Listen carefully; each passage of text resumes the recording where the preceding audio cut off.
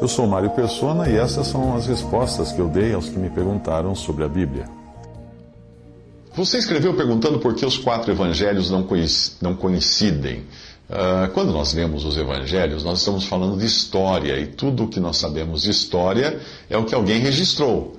Apesar de que, no caso dos evangelhos, nós estamos falando de um registro histórico, porém inspirado por Deus.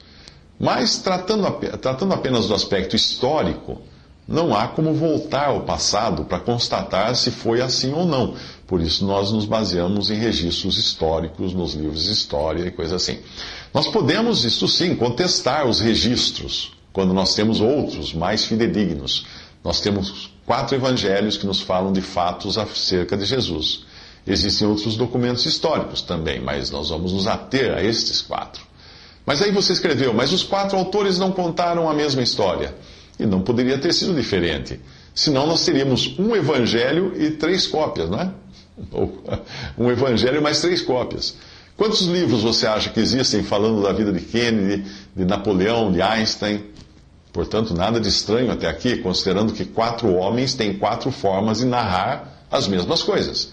Se nós usarmos esse raciocínio, então nós temos que admitir que Kennedy não foi presidente, Napoleão não existiu e Einstein é uma fábula porque as suas biografias não coincidem e um biógrafo omite fatos que o outro não omite e assim vice-versa.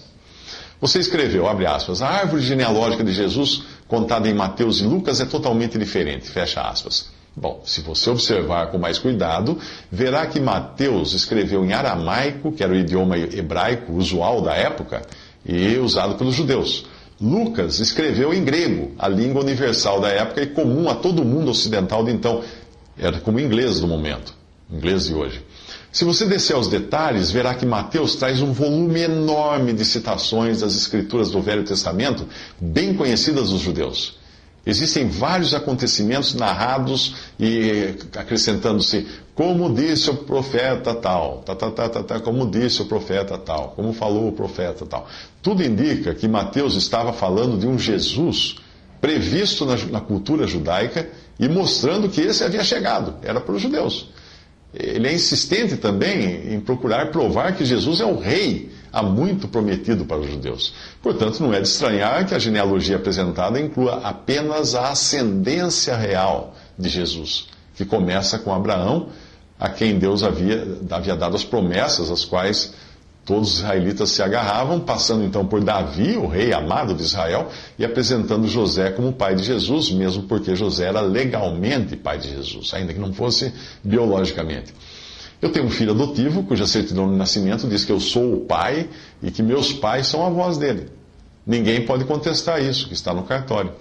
Lucas, do Evangelho de Lucas, que foi escrito em grego para os homens em geral, o Evangelho é característico por apresentar a humanidade de Cristo, não a sua realeza, que foi o trabalho de Mateus. Portanto, a genealogia em Lucas é para mostrar que Jesus era um homem, vindo de Adão, e a genealogia vem desde Adão. Portanto, nada de estranho até aqui se você entender que cada evangelista procurava mostrar um aspecto diferente de Cristo.